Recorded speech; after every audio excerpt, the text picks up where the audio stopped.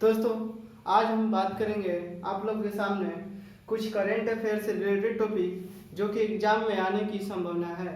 तो उसके बारे में बात करेंगे। तो आज जैसे देखेंगे नागरिकता संशोधन अधिनियम, भारत का नया मानचित्र, नागरिकता संशोधन अधिनियम, भारत का नया मानचित्र। उसके बाद फिर देखेंगे राष्ट्रीय नागरिकता रजिस्टर एनआरसी देखेंगे। फिर श्री राम जन्मभूमि के क्षेत्र ट्रस्ट की घोषणा या अयोध्या विवाद सर्वोच्च न्यायालय के, और फिर देखेंगे इसमें मिशन चंद्रयान 2। ये सब कुछ महत्वपूर्ण तथ्य के बारे में देखेंगे। तो इसके बारे में आज हम चर्चा करेंगे। तो दोस्तों आते हैं अपने सब्जेक्ट के विषय पर। तो आप शुरू से अंत तक दोस्तों वीडियो देखें ताकि और अच्छा लगे तो अपने दोस्तों के पास शेयर और सब्सक्राइब करना ना भूलें। तो भाई अब बात करते हैं दोस्तों कि नागरिकता संशोधन अधिनियम के बारे में। सीएए मतलब सिटीजन अमेंडमेंट एक्ट। सीएए का फुल फॉर्म क्या होगा? Citizen amendment act. नागरिकता संशोधन अधिनियम सी से मतलब सिटीजनशिप, ए से मतलब अमेंडमेंट और ए से मतलब एक्ट। जब कोई भी बिल लाया जाता है लोकसभा में या राज्यसभा में तो उसको सीएए के नाम मतलब एक्ट के नाम से जाना जाता है। किसके नाम से? अधिनियम के नाम से जाना जाता है। और जब कोई बिल पारित हो जाता है, एक्ट जब पारित हो जाता है तो उसे बिल के नाम से जाना जाता है। तो सीएए का मतलब सिटीजनशिप अमेंडमेंट एक्ट, नागरिकता संशोधन अधिनियम, और सीएबी का मतलब सिटीजनशिप अमेंडमेंट बिल, नागरिकता संशोधन बिल। अब इसका नागरिकता संशोधन बिल सीएबी का होता है। तो नागरिकता संशोधन बिल सबसे पहले लोकसभा में 9 दिसंबर 2019 को लाया गया था। कब? 9 दिसंबर 2019 को नागरिकता संशोधन बिल लोकसभा में लाया गया था तथा राज्यसभा में 11 दिसंबर 2019 को पारित किया गया।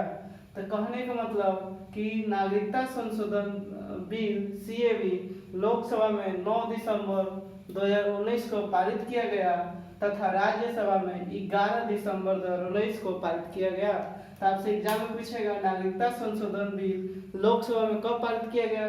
तो 9 दिसंबर 2019 को, और 2 दिन बाद राज्यसभा में यानी 11 दिसंबर 2019 को पारित किया गया। तो यहाँ से 2 क्वेश्चन हुआ। इसके पहले फुल फॉर्म बनेगा CAB citizenship amendment act, CAB citizenship amendment bill. अब आता है इस बिल में भारतीय नागरिकता अधिनियम 1955, कौन सा है? नागरिकता अधिनियम 1955 में संशोधन किया गया है। किस में संशोधन किया गया? तो 1955 के भारतीय नागरिकता संशोधन में लोकसभा तथा राज्यसभा दोनों सदनों में से पारित विधेयक, लोकसभा और राज्यसभा दोनों सदनों में से पारित होने के बाद विधेयक 12 दिसंबर 2019 को, कब? 12 दिसंबर 2019 को राष्ट्रपति के अनुमोदन या हस्ताक्षर के बाद कानून बन गया। तो कोई भी भारत में कानून बनता है, लोकसभा में पारित हो, राज्यसभा में पारित होने के बाद राष्ट्रपति का जब हस्ताक्षर हो जाता है तो कानून बनता है। अगर राष्ट्रपति का हस्ताक्षर नहीं हुआ है तो कानून बनेगा नहीं। तो राष्ट्रपति का अनुमोदन या हस्ताक्षर के बाद कानून बना। कब? 12 दिसंबर 2019 को राष्ट्रपति ने किस पर? नागरिकता संशोधन बिल पर हस्ताक्षर किए थे। जबकि लोकसभा में 9 दिसंबर 2019 को पारित हुआ था, राज्यसभा में 2 दिन बाद 11 दिसंबर 2019 को पारित हुआ। और इस बिल में कौन सा अधिनियम को संशोधित किया गया है? भारतीय नागरिकता अधिनियम 1955 में संशोधन किया गया है। नागरिकता संशोधन बिल के अंतर्गत 31 दिसंबर 2014 को, कब? 31 दिसंबर 2014 तक भारत में प्रवेश करने वाले शरणार्थी नागरिकता प्राप्त करने के लिए स्वीकार्य होंगे। इस बिल में यह कहा गया था कि यदि कोई भी शरणार्थी, कोई भी व्यक्ति 31 दिसंबर 2014 तक भारत में प्रवेश कर गया, भारत में आ चुका और वह रहने लगा है हमेशा, तो उनको भारत की नागरिकता दी जाएगी। अब कौन कौन से देश देखेंगे? तो 3 देश हैं, भारत, पाकिस्तान और अफगानिस्तान के। तो इस अधिनियम द्वारा पाकिस्तान, अफगानिस्तान और बांग्लादेश। पाकिस्तान, अफगानिस्तान और बांग्लादेश के प्रताड़ित कुल 6 धार्मिक कितने कुल 6 धार्मिक अल्पसंख्यक कितने धर्मों में 6 धर्मों को कौन कौन है? हिंदू, जैन, बौद्ध, सिख, ईसाई, पारसी। हिंदू, जैन, बौद्ध, सिख, ईसाई, पारसी को नागरिकों को भारत की नागरिकता प्रदान की जाएगी। कब? ये सारे लोग भारत, पाकिस्तान,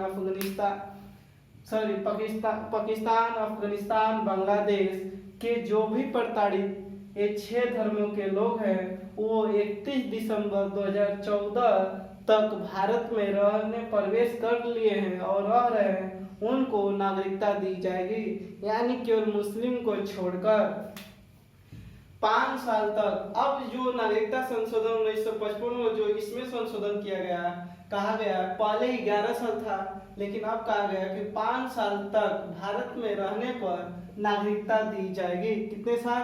5 साल तक।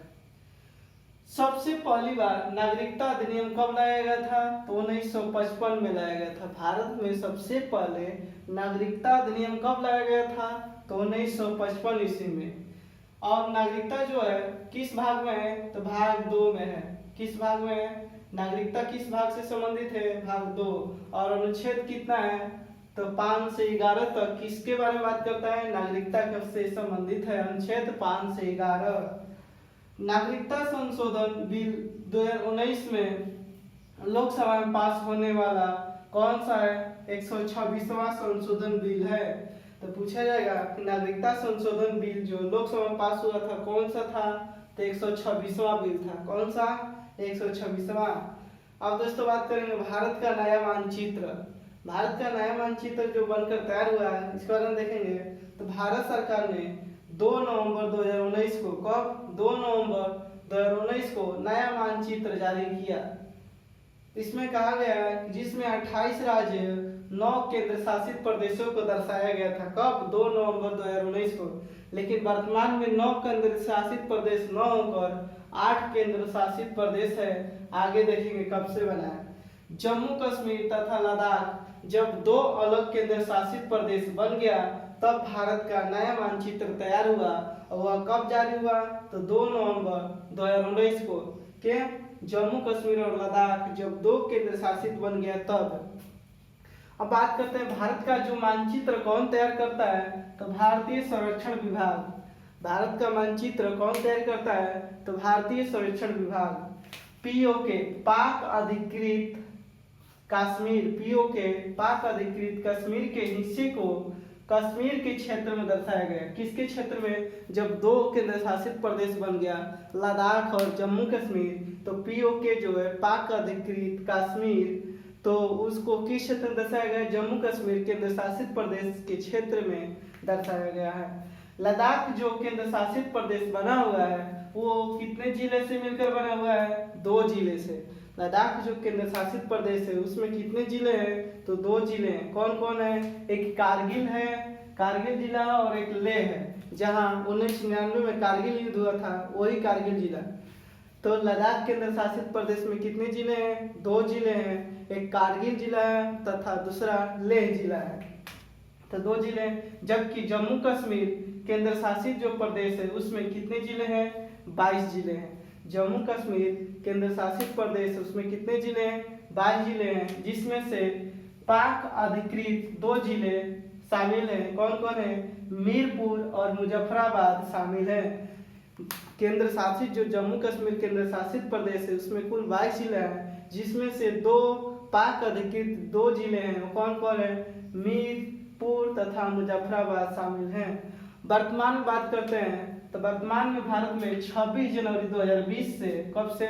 26 जनवरी 2020 से दादर नगर हवेली जो अलग केंद्र शासित प्रदेश था तथा दमन दीव जो अलग केंद्र शासित प्रदेश था, इन दोनों को मिलाकर एक कर दिया गया है। मिलाकर केंद्र शासित प्रदेश एक कर दिया गया है। कैसी? एक। एक कर दिया गया। दादर नगर हवेली और दमन दीव को दोनों को मिलाकर एक केंद्र शासित प्रदेश हो गया, जो पहले 2 नवंबर 2019 को 9 केंद्र शासित प्रदेश था, तब जाकर। लेकिन वर्तमान में 26 जनवरी 2020 से भारत में कुल केंद्र शासित प्रदेशों की संख्या कितनी है? 8 है, जबकि कुल राज्य की संख्या 28 है, क्योंकि जम्मू कश्मीर जो राज्य था उसमें 2 केंद्र शासित प्रदेशों में बांट दिया गया। तो जो पहले 29 राज्य था, अब वर्तमान में भारत में कुल 28 राज्य और कुल केंद्र शासित प्रदेशों की संख्या कितनी है? 8 है। कितनी है? 8 है। अब बात करते हैं मुस्लिम महिला अधिनियम क्या है 2019, इसके बारे में बात करते हैं। मुस्लिम महिला अधिनियम 2019 तो 31 जुलाई 2019 को, कब? 31 जुलाई 2019 को मुस्लिम महिला विवाह अधिकार संरक्षण, 31 जुलाई 2019 को, कब? ये डेट याद रहना चाहिए, एग्जाम में पूछने की संभावना है डेट। 31 जुलाई 2019 को मुस्लिम महिला विवाह अधिकार संरक्षण विधेयक 2019 को राष्ट्रपति रामनाथ कोविंद को स्वीकृति प्राप्त हुई। कब? 31 जुलाई मतलब लोकसभा राज्यसभा से पारित होने के बाद वो बिल राष्ट्रपति के पास 31 जुलाई 2019 को भेजा गया। उस दिन उनको स्वीकृति प्राप्त हुई और उसी दिन से पारित कर दिया गया। और इस विधेयक को फरवरी 2019, कब? फरवरी 2019 में प्रख्यात अध्यादेश को प्रतिस्थापित किया। विधेयक के अनुसार किसी व्यक्ति द्वारा पत्नी को तलाक कहने वाले पुरुष या पति को, किसी व्यक्ति द्वारा पत्नी को तलाक कहने वाले पुरुष या पति को कारावास की सजा दी जाएगी। बिल जब पारित हुआ तो उसमें कहा गया कारावास की सजा दी जाएगी या जिससे 3 वर्ष तक के लिए बढ़ाया जा सकता है। उसको कितने वर्षों के लिए सजा दी सकती है? कारावास का 3 साल के लिए। और जुर्माना भी भरना पड़ सकता है। जुर्माना भी भरना पड़ सकता है। अदालत का फैसला होने तक संतान जो बच्ची है जिनको 3 तलाक दिया गया है वो माँ के संरक्षण में रहेगी और इस दौरान तक पति गुजारा भत्ता देने होगा। पति को उनको गुजारा भत्ता देना होगा। और 3 तलाक को भारत में उस दिन से तलाक हिंद कहा जाता है, कहा गया। क्या चीज कहा गया? तलाक हिंद कहा गया। तलाक हिंद के नाम से कहा गया।